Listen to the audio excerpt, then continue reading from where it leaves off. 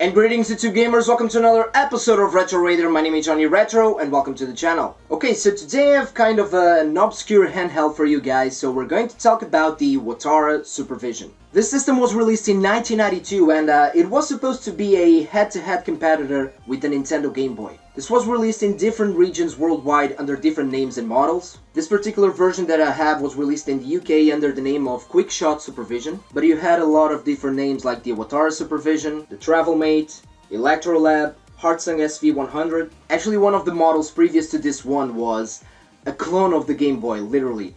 The same shape, same button layout, even the contrast, the volume, the phone jack was identical. But at the time this was actually a very appealing alternative to the Game Boy due to the pricing. The system cost $49.99 at the time, and the games had a price range between $8 to $15 more or less. So it was technically half of the price of the Game Boy. So let's take a closer look of the Supervision right after this.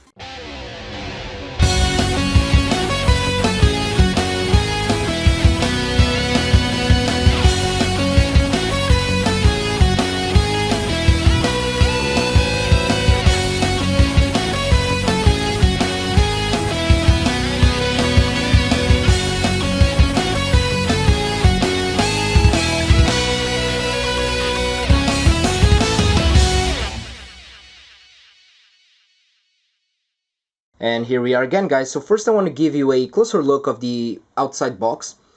So like I said, this version that I have is the Quickshot Supervision. It was the one released in the UK. I have this unit for about 4 years now. So here's a close-up of the specifications, if you guys want to check that out. Supervision on the side, having problem with the focus. And let's take a closer look of the inside. Styrofoam box on the inside, so let's take the lid off. The manuals right here. Still have the guarantee card. So these are the manuals. Over here we have the system itself. The part missing right here is actually the batteries. It was a batteries included. This thing runs with 4 AA batteries, same as the Game Boy. Headphones, nice touch. And the packed-in game crystal ball. But I will show you this on the gameplay. And this is the system, so let's take it out. And here is the little beast. The first thing that you will notice is that this thing is massive. This is huge. Quite heavy also. So let's see. 2.37 inch screen by 2.37. A little bit bigger than the Game Boy, which is always good. Diamond-shaped D-pad. It's a little bit uncomfortable, in my opinion. Pause and select buttons right here. Mono sound, Supervision logo. Here on the side you have the DC adapter, the contrast right here, on and off switch. Over here you have the volume, and this is an important part right here. This was actually for a cable that was sold separately, in which you could hook up your Watara Supervision and play the games on the TV in 4 different types of color actually. It was not full color, but it was 4 solid colors. And another cable was developed with full colors of gameplay, but it was never released. And I actually seen a couple of prototypes of that on eBay a couple of years ago. I don't think I don't know if they were prototypes or if they were like custom made. But the thing that I can tell you is that those things were sold for a big amount of money. This is where you plug the cartridges in, and the cool thing about this specific model is this. You can actually fold the system to get a better angle. It really doesn't work that well, but I think it was a nice cool feature at the time, so there you go. So now we're going to take a closer look of the game boxes. So here is an example of a Watara Supervision game box. This is how they were packed here in Europe, and I could be wrong, but I think that on the United States these came on these plastic shells, So you literally had to destroy the box to get the game. But anyway, this is Carrier. This is like a stack-up clone. This system had a lot of clones due to the lack of third-party support. So this is the front of the game. Here is the back of the game. A little bit of gameplay over there. Let's open it up. Cardboard tray on the inside. And this is a Watara Supervision cartridge. And this came with the sleeves, which was a very cool touch. And here is the card itself. This is like a mix between a Game Boy cartridge and a Atari Lynx cartridge, I would say. So here you go. I don't have the Atari Lynx, but here is a comparison with the Game Boy cartridge. A little bit smaller, I would say. Yeah, definitely smaller. But very similar as well. I think it maybe looks more similar with the Atari Lynx one, but you know, this is just for comparison. And speaking of comparisons, here is a comparison with the original Game Boy. Definitely a larger screen, and a much bulkier system. I mean, look at this. Look at the size of this thing. If you thought that this was big at the time, well, take a look at this. This is just massive.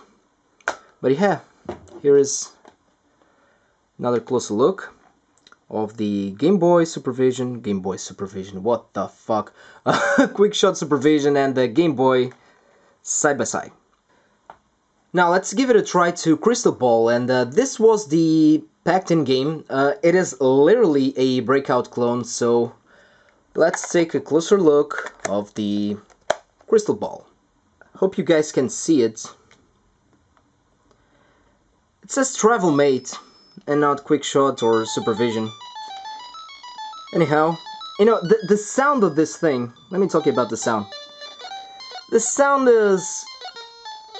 It gets a little bit distorted, so I wouldn't play with the sound at all. And the problem with the screen is that it's a little bit blurry. It's a little bit blurry. It depends on the game, but it really is. So yeah, let's try it out. Let's take average.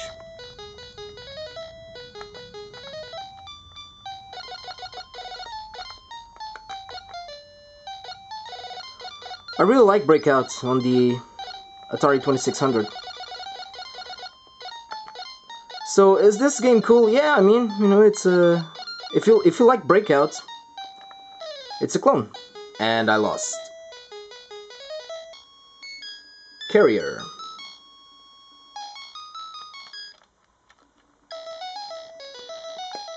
This is actually a fun game.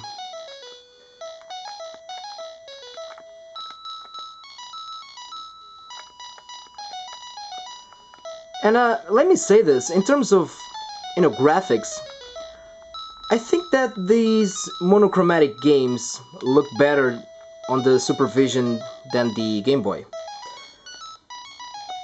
I don't know if you guys can see that, but I'm not paying attention to the gameplay really. I just hope that you guys can see this. And this game actually plays much better than the Crystal Ball one. So yeah, that's pretty much it. So this thing nowadays, it's pretty much a thing for the collectors only. The price range is not that bad. You can get, you know, just a system for a very low price, but if you're looking for the complete in-box version, it can get a little bit high because it's hard to find. But if you want a monochromatic console to play, I wouldn't buy this one. You know, just stick it with the Game Boy, really. This console didn't have a bad launch at all. It was very well marketed, in my opinion, but it's just another great example of, you know, the library of games sell the console, not the contrary. So it was a total of 70 games more or less released for this. I think it was 66 games plus a couple of compilation cards, but it just had a very limited third-party support, so when you're looking to the Game Boy, we're talking about games like Super Mario, Legend of Zelda, Metroid, Mega Man, so that's why it failed. You just couldn't compete with the Game Boy at the time, you just couldn't. And that's pretty much it, guys. I really hope that you guys have enjoyed this video, and please let me know in the comment section below what do you think about the Watara / Quickshot Supervision, Did you had one back in the day? Would you like to have one now? Please let me know on the comment section below. Also, don't forget to put a like on this video, please subscribe to the channel, and take care of yourselves, take care of the gaming community, and game a lot.